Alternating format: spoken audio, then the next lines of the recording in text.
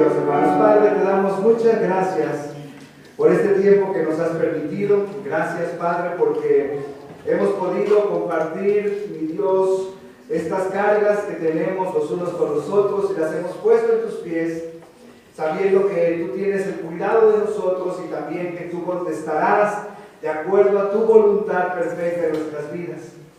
Señor, hemos cantado alabanzas a tu nombre. También, Señor, hemos sido desafiados con este informe que nos presentan nuestros hermanos para seguir fieles haciendo tu obra, Padre mío.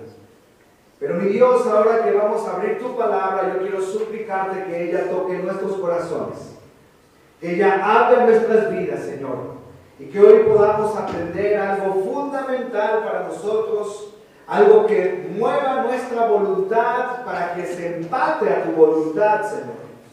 Ayúdanos, por favor, y ayúdame a mí para compartir tu palabra con tu poder, de tal manera que tu nombre sea glorificado en este día. Te lo suplicamos en Cristo Jesús. Amén. Amén.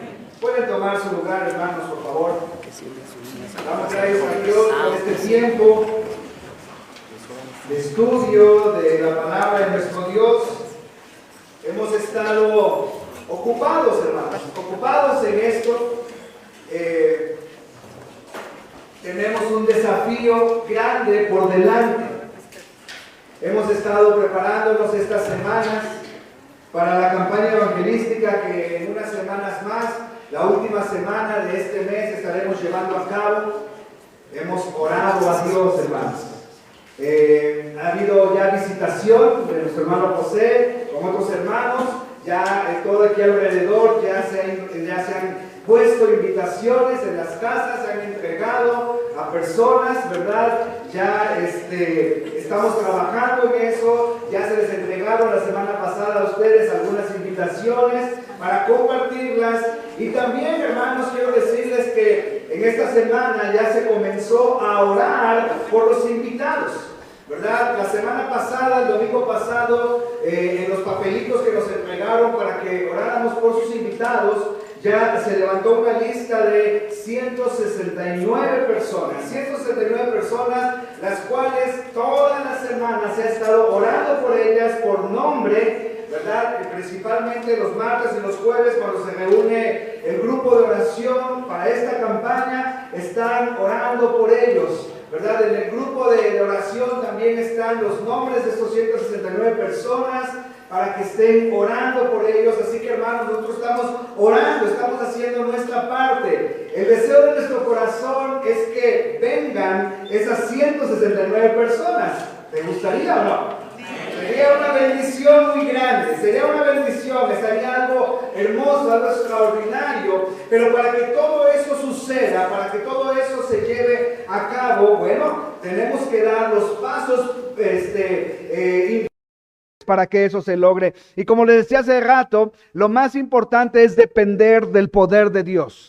Y eso lo estamos buscando a través de la oración, pidiéndole al Señor por el corazón de estas personas, que Dios toque el corazón de cada uno de ellos, que quite los estorbos, que quite absolutamente todo para que ellos puedan llegar esos días de predicación, el jueves y el viernes y el domingo muy de mañana, puedan venir aquí con nosotros y puedan escuchar el mensaje de salvación. Ahora, eso ya estamos dando ese paso fundamental e importantísimo.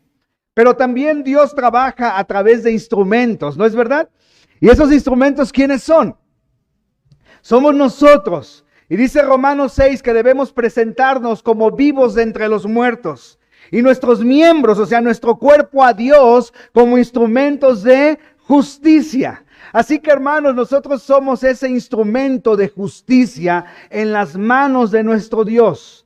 Estamos orando, pero después viene la segunda etapa, hermanos. Y la segunda etapa es que tú te has comprometido a orar también por tus invitados, te quedaste con una hojita y ahí la tienes. Y diario debes estar orando por ellos, pero también viene el punto en el cual cuando se acerque ese día podamos estar con ellos, hablarles, que vengan, incluso ofrecernos ir por ellos y traerlos aquí a la casa de nuestro Dios. Así que también viene un trabajo de parte nuestra.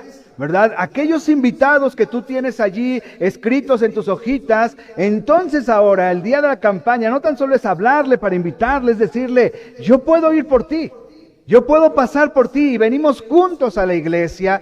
Todo eso, hermanos, es el trabajo, es el instrumento de Dios trabajando para la obra de Dios, para la expansión del evangelio. ¿Queremos resultados? Claro que queremos resultados. Claro que queremos que personas vengan al conocimiento de la verdad.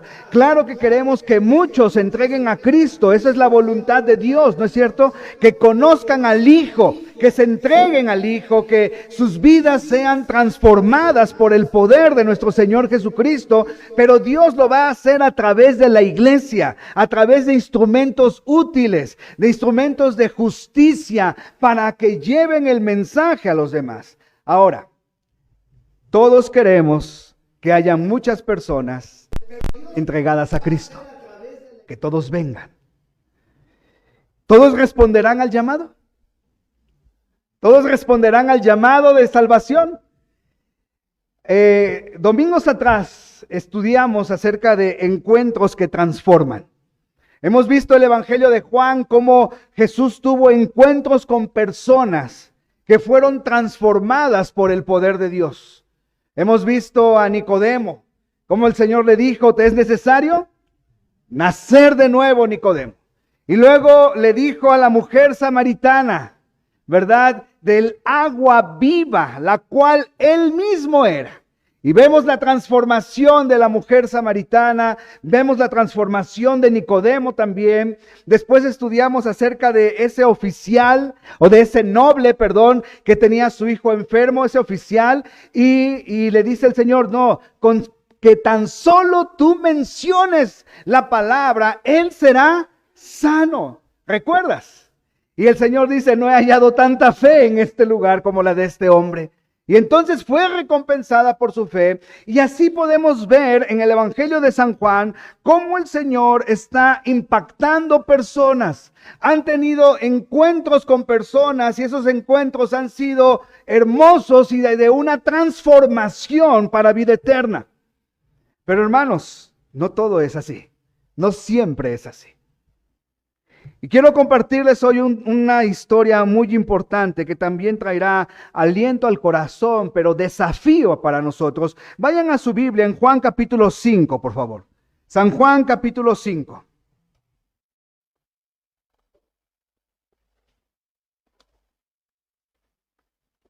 El Evangelio de San Juan capítulo 5. Dice la palabra de nuestro Dios. Después de estas cosas, ¿de qué cosas? De haber sanado al hijo del noble, de esta familia había creído en Cristo. Después de estas cosas, había una fiesta de los judíos y subió Jesús a Jerusalén. Y en Jerusalén, cerca de la puerta de las ovejas, un estanque llamado en hebreo Betesda, el cual tiene 5 pórticos. En estos yacía una multitud de enfermos, ciegos, cojos y paralíticos, que esperaban el movimiento del agua. Porque un ángel descendía de tiempo en tiempo al estanque y agitaba el agua. Y el que primero descendía al estanque, después del movimiento del agua, quedaba sano de cualquier enfermedad que tuviese. Y había allí un hombre que hacía, ¿cuánto, hermanos? 38 años que estaba, ¿cómo? 38 años que estaba enfermo. Cuando Jesús lo vio acostado y supo que llevaba ya mucho tiempo así, le dijo, ¿cuál es la pregunta que el Señor le hace a este hombre? ¿Quieres ser sano? ¿Quieres ser sano? Señor, le respondió el enfermo, no tengo quien me meta en el estanque cuando se agite el agua. Y entre tanto que voy yo, otro desciende antes que yo. Jesús le dijo, levántate, toma tu lecho y anda. Y al instante aquel hombre fue sanado y tomó su lecho y anduvo, y era día de reposo aquel día. Vamos a hacer un alto hasta aquí. Hermanos, nuestro Señor Jesucristo ocupó bien su tiempo. Él fue a una fiesta, no sabemos cuál es la fiesta a la cual Él subió. Puede ser la primera de las Pascuas que Él vivió allí en Jerusalén. Él vivió 3 de ellas y en una Él fue el sacrificio perfecto para todos nosotros. Puede ser aquella primera fiesta de la Pascua ya en su ministerio, un ministerio público. Puede ser esa fiesta, no lo sabemos con exactitud, pero sabemos que Él subió a Jerusalén. Y sabemos también, y miramos aquí en esta porción, la misericordia y la gracia del Señor Jesucristo. Recordemos que esas cualidades de nuestro Dios son inseparables. Nuestro Dios es un Dios de gracia y es un Dios de amor. ¿Sí me explico? Nuestro Dios es un Dios de gracia, un Dios de misericordia y un Dios de amor. Dice Efesios que Dios es rico en misericordia y con su gran amor con que nos amó. Y el Señor Jesucristo vino a mostrarnos al Padre. Y entonces Él tenía que mostrar esa misericordia a los que necesitaban de Él. Y fue a este lugar, a un lugar llamado Betesda. Y había allí en ese lugar un estanque. ¿Y cuál era la tradición que había en ese estanque, hermanos? ¿Por qué iban las personas allí? A ver, ayúdenme. ¿Por qué iban allí las personas? ¿Para ser qué? Sanadas. Algo tenían esas aguas, o bien qué era lo que pensaban ellos que pasaba. Venía un ángel, descendía del cielo, agitaba las aguas y el primero que se lanzaba allí, ¿qué pasaba? ¿Eso era verdad o no? ¿O era una tradición, una superstición? ¿Qué era? ¿Se acuerdan hace años? Yo soy malísimo para los años, tal vez por los 80s, que de repente un sector de Querétaro llamó la atención mundial. ¿Cuántos, sean honestos, cuántos tomaron agua de Tlacote, hermanos? Levanta, ahí está, ¿verdad? ¿Y sanaron? Acuérdense, en esos años de los 80, de repente, alguien descubrió un manantial allí que estaba cargado de minerales y esa agua era milagrosa.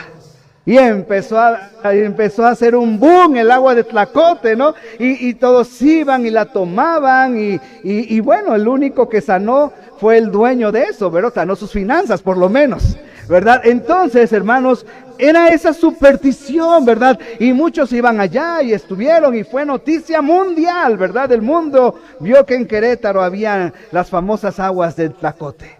Ahora, cuando vemos a Betesda, tal vez yo me quiero imaginar que tal vez era algo así. Tal vez era algo así. Tal vez era algo que estaba pasando de esta manera. No me atrevo a afirmarlo, pero tal vez era algo así. Pero estaba esa tradición de ir a Betesda, ir a los estanques de Betesda y poder esperar ese movimiento del agua y poderte lanzar al agua para ser sano. ¿Y por qué me atrevo a pensar que tal vez era así como te lo explico? Porque si en verdad había sanidad en ese lugar, ¿a qué iba Cristo? Cristo fue al lugar donde había una necesidad grande. Y Cristo llegó allí a ese estanque llamado Betesda, ¿verdad? Y que tiene 5 pórticos. Y estaba allí esa multitud y Jesús pudo llegar al lugar indicado, al lugar donde Él iba a mostrar su misericordia a las personas. Y entonces ese lugar estaba repleto de enfermos, de ciegos, de cojos, de paralíticos que esperaban el movimiento del agua. Y el Señor Jesucristo llega justamente allí antes de llegar a la fiesta y observa a estas personas, pero Él fija sus ojos en particular en un hombre, uno solo.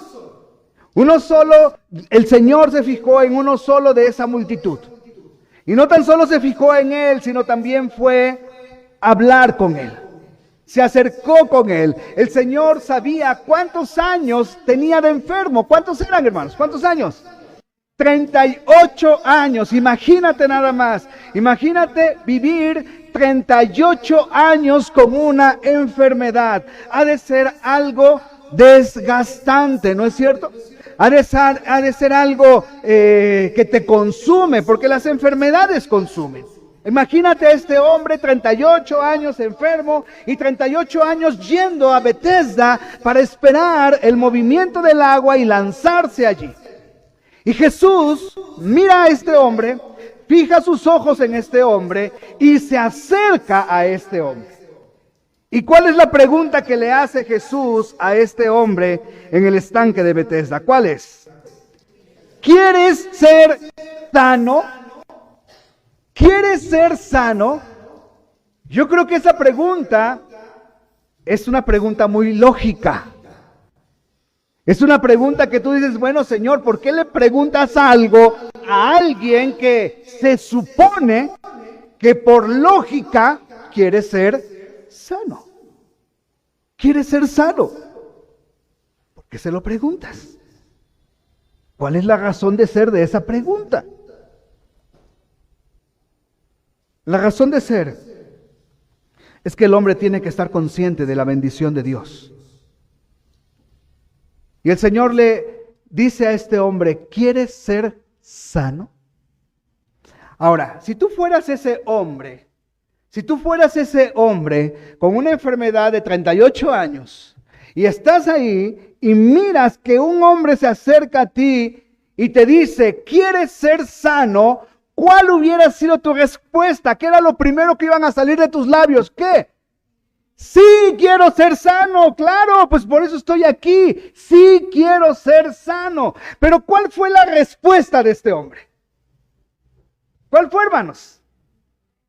Señor, le respondió el enfermo, no tengo quien me meta en el estanque cuando se agita el agua. Entre tanto que yo voy, otro desciende antes que yo. ¿Cuál fue la respuesta de este hombre?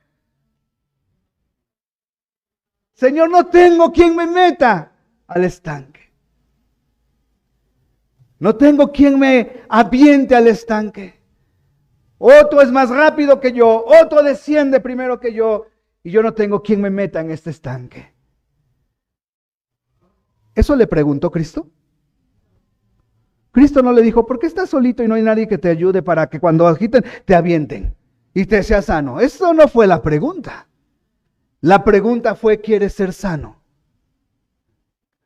Y él, como todo buen ser humano, comenzó a dar pretextos y justificaciones por lo cual no había sido sano durante 38 años. ¿Se dan cuenta? Así es el hombre, ¿no? Así somos nosotros. Siempre vamos a encontrar justificaciones cuando no queremos hacer algo que Dios nos pide. Siempre vamos a encontrar justificaciones cuando Dios nos llama a cuentas por algo. Siempre vamos a encontrar una justificación para entonces salir bien librados del problema. Lo aprendimos desde Adán, ¿no es verdad? Adán fue experto en excusarse. Cuando Dios lo llama a cuentas, ¿cuál fue la respuesta de Adán? Señor, la mujer que me diste, mira, fue tan inteligente que culpó a dos en una frase, ¿no? A él y a la mujer. Dios, ¿me hubieras dado otra mujer? Y el otro problema fue la mujer. Así que desde ahí vamos aprendiendo a tener excusas en todo lo que hacemos. Y cuando alguien nos llama a cuentas y nos dice, ¿por qué pasó esto? Entonces empezamos a dar excusas, empezamos a justificarnos. O cuando alguien nos dice, ¿quieres algo? Pero bueno, no lo tengo porque ha pasado esto y esto y esto. No, eso no te está preguntando el Señor. No le estaba preguntando eso el Señor a este hombre. El Señor le dijo, ¿quieres ser sano? Y su respuesta es, no tengo quien me meta aquí. Pero Dios, acuérdense, que es rico en misericordia. Dios es rico en misericordia. Y a pesar de lo que este hombre había expresado, dice el versículo 8, lee conmigo el verso 8. Jesús le dijo, levántate, toma tu lecho y anda. Y al instante aquel hombre fue sanado y tomó su lecho y anduvo. ¿Y qué dice la última frase, hermanos? Y era día de reposo aquel día. Miren, el Señor sigue mostrando su misericordia a pesar de un corazón incrédulo.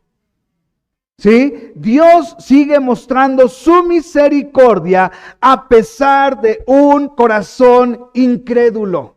El Señor llegó allí con un propósito, con el propósito de sanar a este hombre. Le pregunta, este hombre le da pretextos, pero aún así el Señor le dice a este hombre, toma tu lecho y anda. Toma tu lecho y anda. Levántate, toma tu lecho y anda. Levántate de esa enfermedad, de esto que estabas allí postrado. Levántate, toma tu lecho y anda. ¿Y qué fue lo que pasó, hermanos? Al instante él se levantó, tomó su cama y se fue. Porque el poder de Dios es así. Porque el poder de Dios es de esta manera.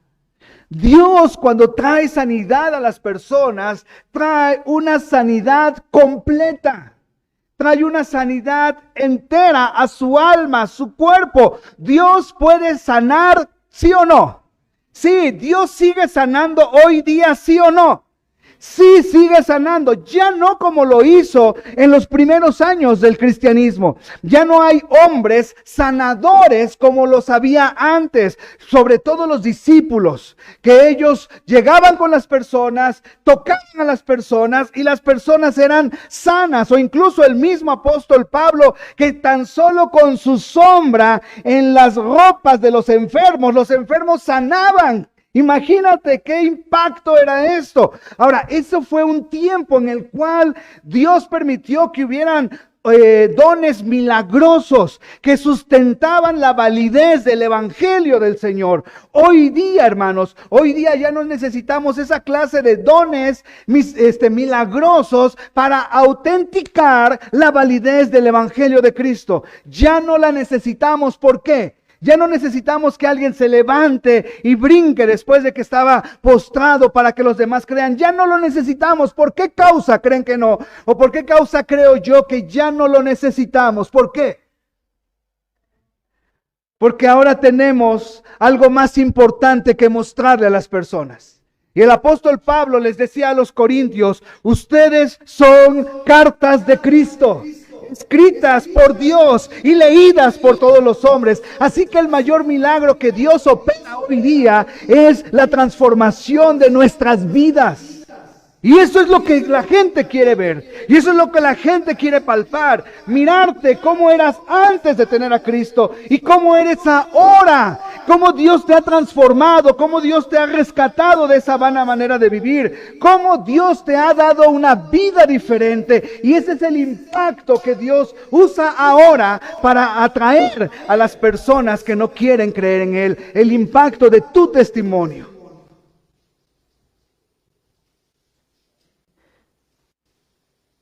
El Señor sanó a este hombre. Y lo sanó completamente.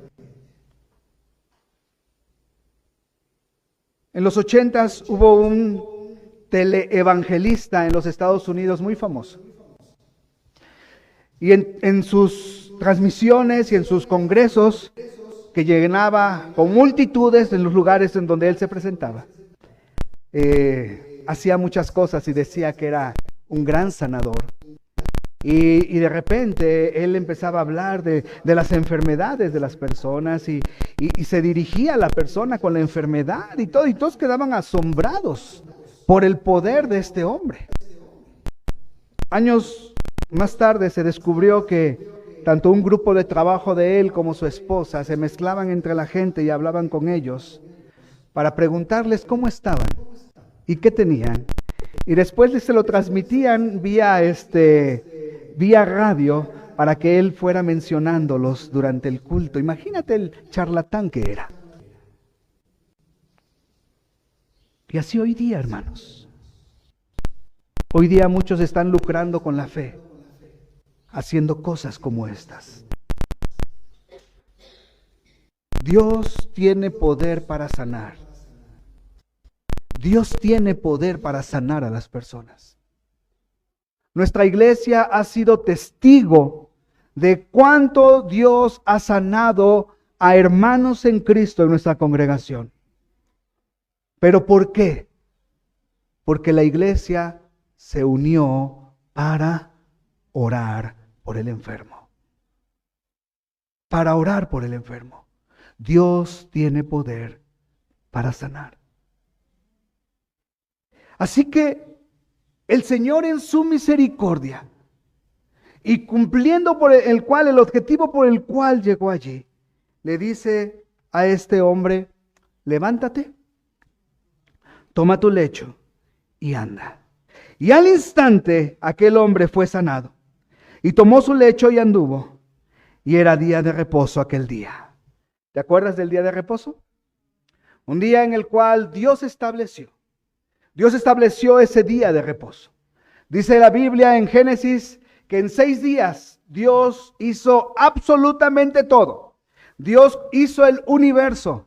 Dios hizo el mundo. Dios creó absolutamente todo. Pobló el mundo en 6 días, de animales, de árboles, de todo. Y el 6º día Dios creó al hombre.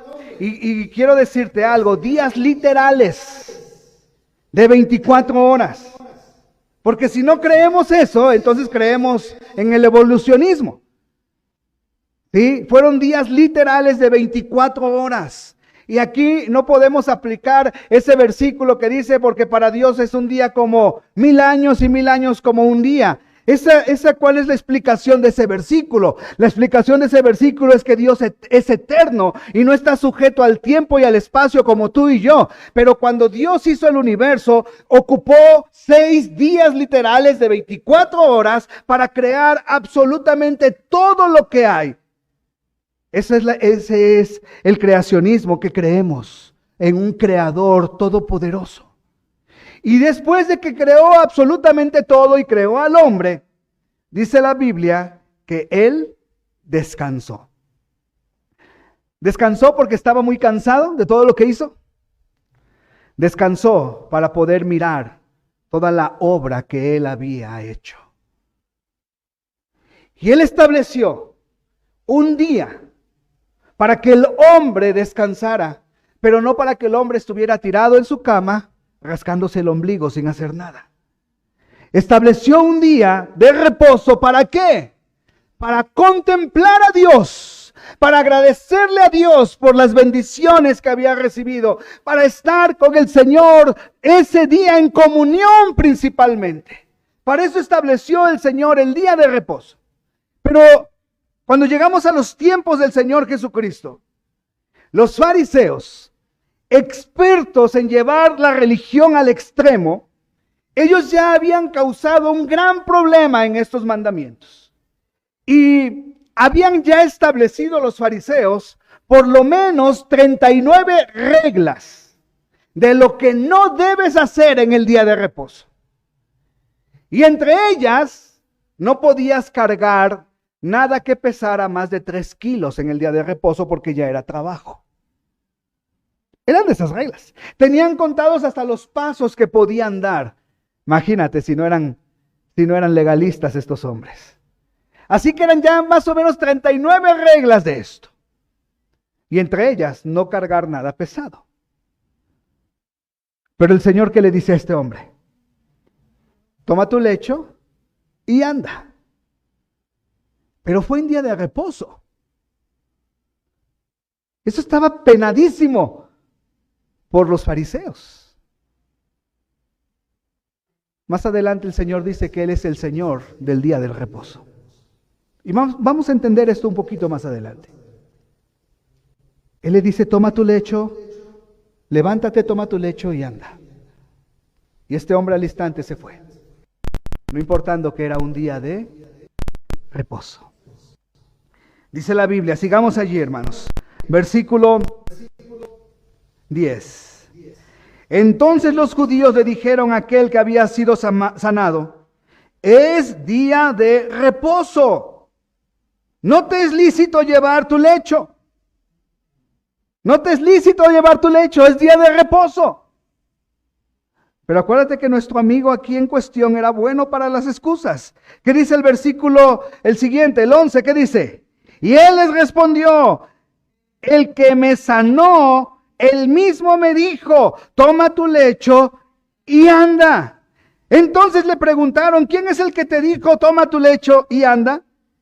Y el que había sido sanado no sabía quién fuese, porque Jesús se había apartado de la gente que estaba en aquel lugar. Sí, así que este hombre fue sano, tomó su lecho, lo encontraron estos judíos legalistas y le dijeron, a ver, ¿qué está pasando aquí? ¿Por qué estás llevando tu lecho? Es día de reposo, tú no puedes hacer eso, estás faltándole al día de reposo, vas a tener un castigo directo de Dios por esto que estás haciendo. Sin embargo, que dice, no, espérame, no es mi culpa. La culpa es del que me sanó. La culpa es de él. Porque él me dijo que yo llevara mi lecho y viniera y anduviera. Así que yo no soy culpable delante de ustedes. El culpable es el otro. Y ni tan siquiera se acordaba quién era el que le había sanado. Quiero que vayan siguiéndome en este pensamiento. Este hombre ni siquiera sabía quién era el que le había sanado. Solamente recibió una bendición de parte de Jesús. Y ya. Pero viene algo muy interesante, hermanos. Dice el versículo 14. Después le halló Jesús en el templo y le dijo, mira, has sido sanado. ¿Qué sigue después? No peques más para que no te venga alguna cosa peor. Mira, has sido sanado. No peques más para que no te venga alguna cosa peor. Y aquí podemos abrir un debate respecto a que si las enfermedades son causas del pecado o no. ¿Estaba enfermo por causa de un pecado este hombre, sí o no? Acuérdense que cuando llegamos a Juan capítulo 9, con el ciego de nacimiento, ¿cuál era la murmuración? Alguien pecó para que hubiese nacido así. No todas, hermanos, no todas las enfermedades que el hombre tiene son a causa del pecado. Pero hay algunas que sí. Por eso el apóstol Pablo, cuando instituye la cena del Señor y pone en orden la iglesia a los Corintios, y los pone en orden respecto a los disturbios que tenían en el orden y las borracheras que se ponían en la cena del Señor. Imagínate nada más, el apóstol Pablo los pone en orden y les dice, por tanto, ¿te acuerdas? Pruébese cada uno a sí mismo. Y luego dice, por eso hay muchos enfermos, muchos debilitados y muchos duermen. Así que a veces puede ser que alguna enfermedad sea una llamada de atención en nuestras vidas. Pero eso solamente lo sabes tú y lo sabe Dios, ¿no es verdad? Porque Dios, al que ama, disciplina y azota a todo aquel que tiene por hijo. El Señor le dice a este hombre, ya has sido sanado, no peques más, para que no te venga algo peor de lo que de lo que tuviste durante 38 años. No sigas leyendo. No sé cuánto se sabe la historia. No, tú no sigas leyendo. Veme a mí. Tú eres ese hombre. ¿Qué le hubieras dicho al Señor Jesús? ¿Tú qué le hubieras respondido al Señor Jesús? Con esta pregunta, con esta afirmación que te está haciendo, ¿cuál hubiera sido tu respuesta?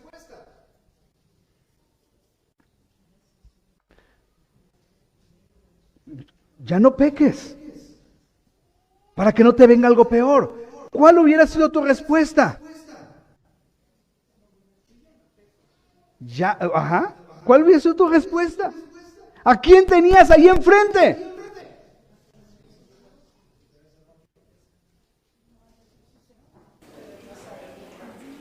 A Jesucristo. Tenían a Jesucristo. Y aquí quiero hacer un pequeño paréntesis, hermanos, en esas doctrinas que luego se infiltran en la iglesia. Al Señor Jesús, el Dios de dioses y Rey de reyes, ¿se le resistió una persona para salvación? ¿De los que dicen de la gracia irresistible? ¿Se le resistió o no? Según esta porción. Vamos a hacer una división aquí en la iglesia, ¿verdad? Vamos a leer para entender esto.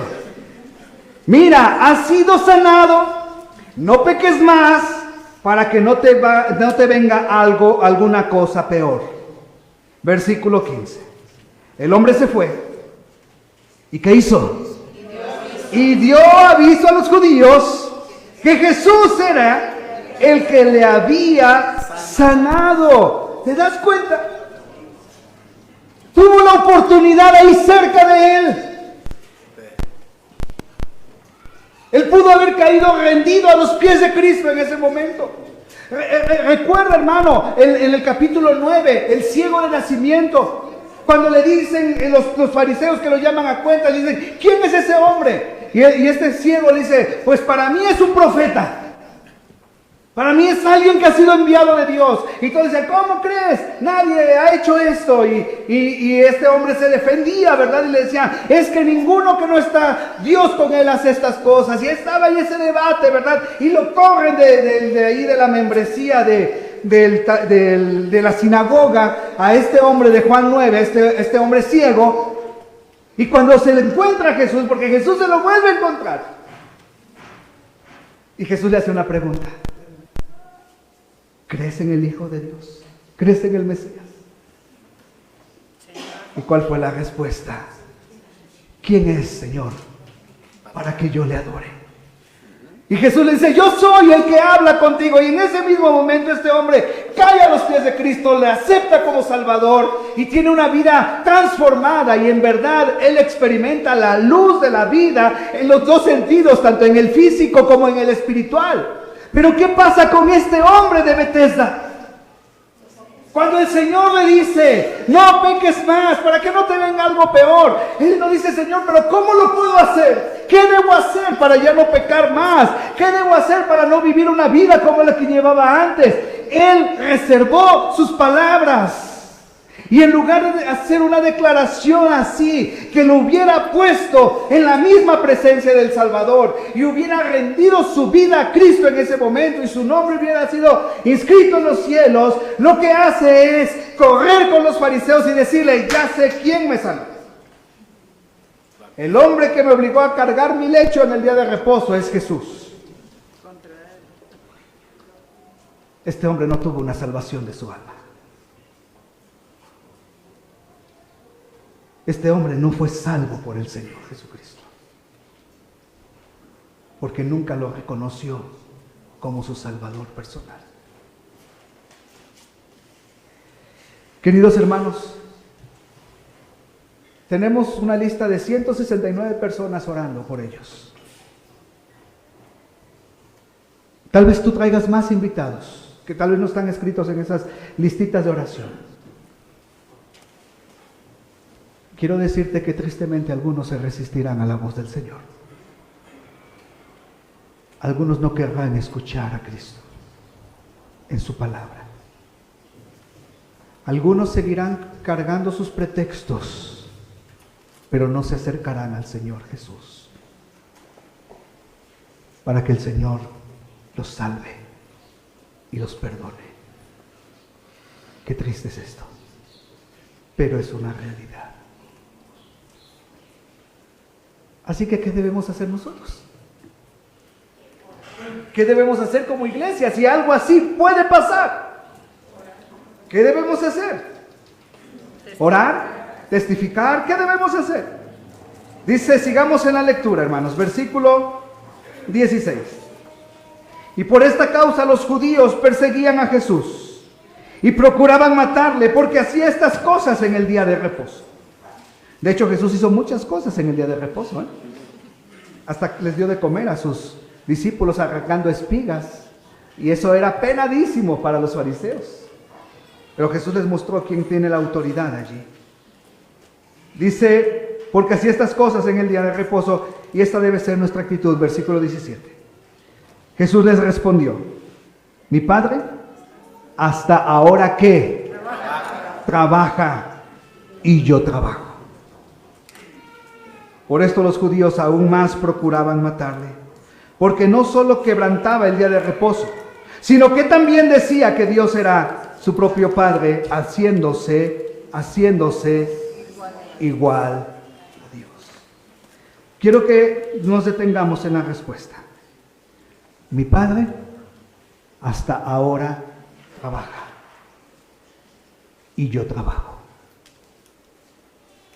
Mi Padre hasta ahora trabaja y yo trabajo. ¿Ya te lo aprendiste de memoria? A ver, repítelo. Mi Padre hasta ahora trabaja y yo trabajo.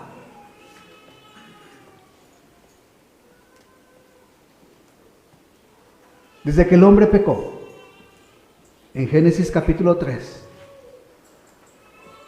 desde que el hombre desobedeció el mandato de Dios y murió espiritualmente, Dios comenzó a trabajar para la restauración del hombre. Dios comenzó a trabajar para la restauración del hombre. Les enseñó a Adán y a Eva, Adán principalmente, que a través de un sacrificio cruento se tenían que acercar a él. Y les dio vestimentas de pieles de animales, de corderos. Instituyó eso. Desde ese momento, Adán lo transmitió a sus hijos, uno de ellos obedeció. Y después, el pueblo del Señor se acercaba a Dios a través de un sacrificio cruento, de un cordero, de una oveja. Porque Dios ha trabajado desde ese momento para la restauración del ser humano. Y todo eso lo hizo hasta que llegó al punto culminante. Y no les voy a decir más, si no, no van a venir en Semana Santa, hermanos. Llegó el momento culminante, porque el Señor no ha dejado de trabajar para que las personas escuchen el bendito mensaje de salvación.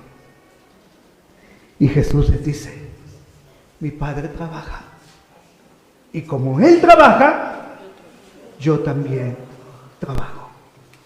No importa que sea el día de reposo.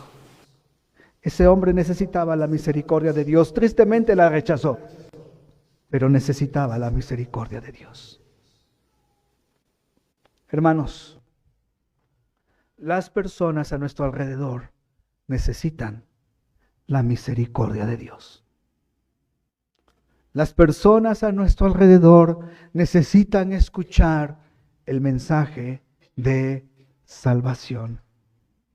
Qué gozo con nuestra hermana Yolanda. Hermana, qué bueno verla una vez más y qué gozo lo que nos contó en su acción de gracias. Muchos escucharon el mensaje. Bendito sea Dios. Mi Padre trabaja, yo trabajo. ¿Sí me explico? ¿Cuál es tu trabajo? ¿Cuál es mi trabajo? Compartir el evangelio. ¿Con quién? Bueno, pero antes de llegar hasta el fin del mundo, primero le comparto al que está junto a mí. Primero le comparto a mi familiar que no tiene de Cristo. Primero le comparto a mi esposo, a mi esposa que no tiene de Cristo, a mis hijos que aún no tienen a Cristo en el corazón, a mi familia cercana. Voy con ellos, les comparto el evangelio. Y Dios a la vez irá abriendo puertas para que tú continúes predicando el evangelio, compartiendo el evangelio. Como iglesia hacemos estos esfuerzos evangelísticos, hermanos, pero si queremos trabajar porque nuestro Padre trabaja, volteemos a que está al lado nuestro, ¿no? Las intenciones siempre serán buenas, pero cuando nosotros decimos el mandato tal como Cristo lo deja, allí en Hechos capítulo 1, recibiréis poder cuando haya venido sobre vosotros el Espíritu Santo y me seréis testigos. ¿En dónde, hermanos? En Jerusalén, en toda Judea, en Samaria y hasta lo último de la tierra. A veces nada más nos situamos en lo último de la tierra, ¿no es verdad? Y decimos, no, hombre, pues ¿cuándo vamos a llegar hasta lo último de la tierra? Cuando el mandato comienza con tu Jerusalén. Hace muchos años, en una clase de instituto estaba yo impartiendo, había una pareja de novios que después de la clase se me acercaron y me dijeron, pastor, queremos ir a este país, no voy a mencionar el país, pero un país muy lejano, y queremos compartir el evangelio allí, y queremos dedicar nuestras vidas allí. Ah, qué bueno, estaremos orando. Pero la pregunta es, ¿qué estás haciendo ahorita? Tristemente, ni fueron a ese país, y mayormente triste, ni siguen casados. Porque Dios nos va a usar cuando somos fieles. ¿En qué? En lo poco. En lo poco. Las multitudes serán alcanzadas, sí, a través que los creyentes trabajan. Y a través que vamos viendo tal vez el poco radio que tenemos de alcance, pero lo hacemos, pero somos fieles. ¿Qué hace Dios? Te va poniendo cada vez mayores retos, ¿no es verdad? Mayores oportunidades. Hermanos, si no le queremos compartir el evangelio de salvación a personas que conocemos, ¿cómo queremos pararnos frente a personas que no conocemos? Y se hace, porque lo están haciendo mis hermanos, y compartirles el evangelio. Tiene mayor presión pararte con alguien que no conoces y compartirles el evangelio a alguien que ya conoces y le compartes tu vida. ¿No es verdad? Para mí, hermanos, es una delicia poderles predicar cada domingo. Los conozco sus rostros, conozco todo. Incluso a Rosy, hace un tiempo le dije, Rosy, por favor, que ese siempre sea tu lugar, porque cada vez que te veo me animas a seguir predicando. De verdad te lo dije, ¿verdad, Rosy? Y porque me gustan sus gestos y está apuntando y está interesante. Y luego volteo para allá atrás y veo que se están durmiendo, ¿no? Pero por eso le dije a Rosy, aquí al frente, Rosy, conmigo, ¿verdad? No volteen a ver a Polo ni a Juan Carlos, ellos por casualidad se sentaron allí, no son ellos los que estoy diciendo, ¿verdad? Pero hermanos, ¿por qué dije todo esto? Me da gusto verles, predico animado cada domingo, pero cuando tengo la oportunidad de ir a otros lugares a predicar, es una presión muy grande porque yo no les conozco. No conozco sus rostros, es una presión mayor. Predicarle a personas que no conoces. Y es lo que yo te quiero decir. Compartirle el evangelio a los que están cercanos a ti y te conocen será más fácil. A no ser que tu testimonio no te dé el poder para estar frente a ellos. Ojalá que eso no sea. Prediquemos la palabra. Compartamos la palabra del Señor. Recuerda, mi Padre trabaja, yo trabajo. Mi Padre hasta ahora trabaja. ¿Sigue trabajando Dios hasta ahora? ¿Sigue el Hijo trabajando hasta ahora? ¿La Iglesia de Cristo sigue trabajando hasta ahora? Ya no escuché mucho. A veces, hermanos, trabajemos para el Señor. Habrán personas que se resistirán, así como este hombre. Pero, ¿cuál es nuestra labor? Compartir y continuar y llevar. Nos gozamos por nuestros hermanitos que recién recibieron a Cristo, nuestro hermano, su hija, nuestra hermanita allá atrás, que recién recibieron a Cristo, la familia que nos visitó hace 3 domingos y están aquí con nosotros. ¡Qué bendición! Están aquí, siguen en la iglesia, nos gozamos por eso. Hermanos, sigamos trabajando. Necesitamos seguir creciendo en el Evangelio. Acuérdate, Mi Padre hasta ahora trabaja y yo trabajo. Que ese versículo, hermanos, sea nuestro lema esta semana. Apréndetelo de memoria, pégalo en el carro, pégalo en el refri, pégalo en todas partes. Y acuérdate, mi Padre hasta ahora trabaja y yo trabajo. Puestos de pie, vamos a orar, por favor.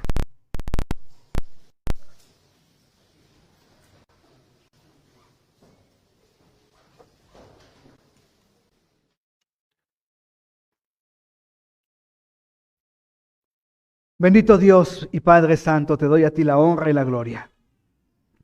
Gracias, Señor, por tu palabra. Gracias por estos ejemplos tan importantes que necesitamos para nuestra vida. Señor, que esto sea una realidad en nosotros. Tú eres un Dios trabajador. Tú eres un Dios trabajador. Señor, permite que nosotros seamos trabajadores como tú. Hay tanta necesidad, Señor. Hay tanta necesidad. Úsanos como instrumentos en tus manos, Padre. Por favor, úsanos, Señor. ¿Cuántos de los que están orando esta mañana? Primeramente quiero invitarte a ti. Tal vez es la primera vez que vienes a nuestra iglesia, tal vez no. Pero a lo mejor nunca has tenido un encuentro verdadero con Cristo. Y ese encuentro verdadero con Cristo es confesarle a Cristo tus pecados, arrepentirte de ellos, decirle que crees en su sacrificio en la cruz del Calvario y que le entregas tu vida para ser perdonado y salvado. Eso es recibir a Cristo como el Señor y Salvador de tu vida. Yo no sé si haya alguien aquí, yo sé que la mayoría lo han hecho, pero a lo mejor tú faltas. Alguien que diga, pastor, yo aún no le he entregado mi vida a Cristo y quiero hacerlo esta mañana. Habrá alguien con toda honestidad y sinceridad, dice, pastor, ore por mí. Yo quiero entregarle mi vida a Cristo esta mañana. Por primera vez, consciente de lo que estoy haciendo.